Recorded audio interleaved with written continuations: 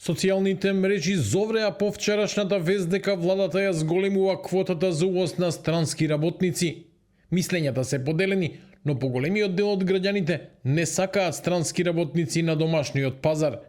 Стравуваат за безбедноста, притисокот врз платите и иднината на домашната работна сила, во време кога илјадници млади ја напуштија земјата.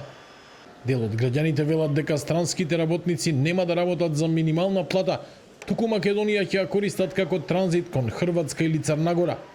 Други сметаат дека со вакви политики се бркаат и оние млади кои се уште тука, а се поставува и прашањето што ќе се прави со илјадниците невработени македонци. На зголемувањето на квотата реагираше и опозицијскиот СДСМ. Од партијата обвинуваат дека ова се поклопува со пишувањата на британските медиуми за договори за доаѓање мигранти во Македонија, а владата отвора врата за масовен увоз на така наречени економски работници на штета на домашниот стандард. Според нив, апсурдно е да се носи ваква одлука во земја со речиси 100.000 невработени. Во време кога македонските работници имаат најниски плати во регионот и во Европа.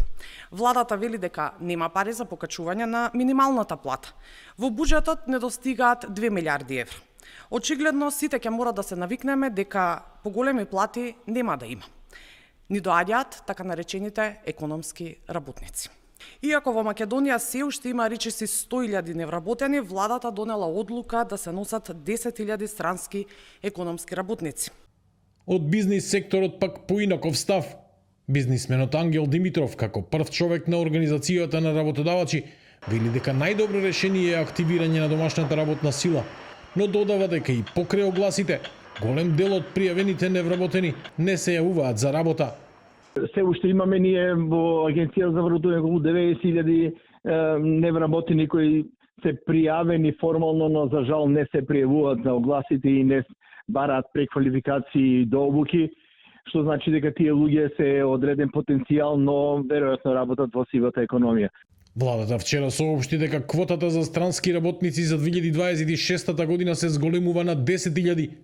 Од нив 9.750 дозволи се за редовно вработување, 200 за упатени странци и 50 за сезонски ангажмани. Премиерот Мицкоски вели дека мерката е неопходна поради недостиг на работна сила во градежништвото, индустријата, угостителството и трговијата. Дел од бизнисмените ја поздравија одлуката, но сметаат дека и оваа бројка е далеку помала во споредба со земјите од регионот. Наспроти ова, искуството на Хрватска покажува дека големиот увоз на странски работници може да создаде сериозни проблеми. Според податоците за 2025 година, бројот на издадени дозволи таму е намален за 17%, што економистите го толкуваат како знак дека пазарот е заситен. Иако угостителството и градежништвото се уште вработуваат најмногу странци, овие сектори го достигнале својот максимум. Хрватските експерти предупредуваат дека економијата повеќе не може физички да прими толку многу работници, а притисокот врз домашната работна сила расте.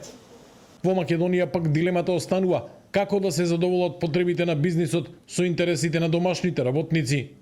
Дополнителна загриженост предизвикаа и објавите во британските медиуми, според кои земјава би можела да прима мигранти со работни визи во замена за финансиски ангажмани. Прашањето што се наметнува е дали увозот на работна сила е економска нужност или чекор што дополнително ќе го поткопа домашниот пазар на труд и стандардот на граѓаните.